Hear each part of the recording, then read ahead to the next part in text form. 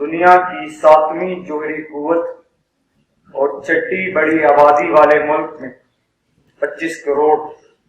بے حس، بے روح، بے کس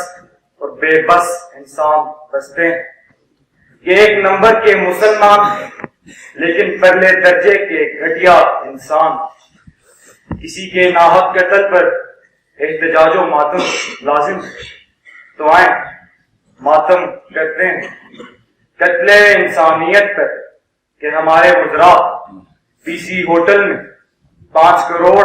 7 راتوں میں اڑا دیں، لیکن رہائی کی 1 ماہ 3 روز کا فاقہ کاٹنے کے بعد اپنے بھوک سے بلبلاتے بچے کو کوڑا دان پر پھینک کر تو آئیں ماتم کرتے ہیں قتل انسانیت پر کہ ہم ایک ہیں کہ نعرے تو لگاتے ہیں لیکن ساتھ ہی مریساں پر سندھ نادیساں کی صدائیں بھی گونج اٹھتی ہیں. تو آئیں ماتم کرتے ہیں قتل انسانیت پر کہ ہم خود ہی قاضی، خود ہی منصف، خود ہی اس بات کا فیصلہ کرتے ہیں کہ کس کو مشال خان کی طرح کس غلطی پر دہتے بٹے میں جلانا ہے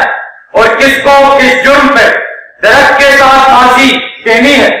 تو آئیں ماتم کرتے ہیں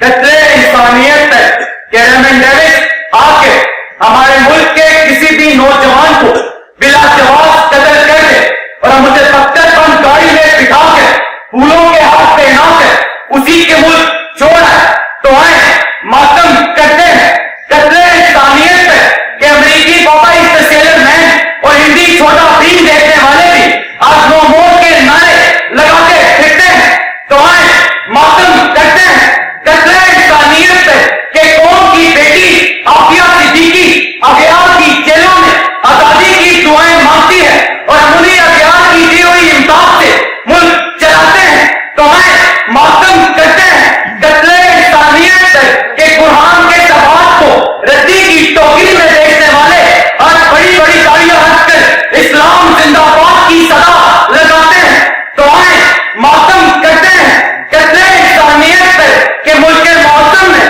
پیار کے لیے عصمت دری، نوکری کے لیے رشوت اور امانت کے لیے کرپشن لازم و ملزوم ہے. تو ماتم کرتے رہنا قتل انسانیت پر کہ اگر لہسن پیاز کی قاتل نوزل عبداللہ کو چوری کے جرم میں اسرائیل کے حوالے کر دیا جاتا ہے تو اس کا بے جان درختہ لاشا اچھے بڑی سے اطلاع کرتا ہے کہ ارے کون ہے وہ، کہاں ہے وہ جو چلتے ہیں اسلام میں بھی مہنگے کاموں بیچے مالے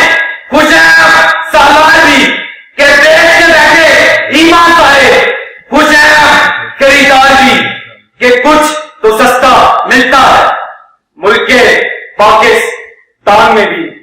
کہ کچھ تو سستا ملتا ہے ملک پاکستان میں بھی.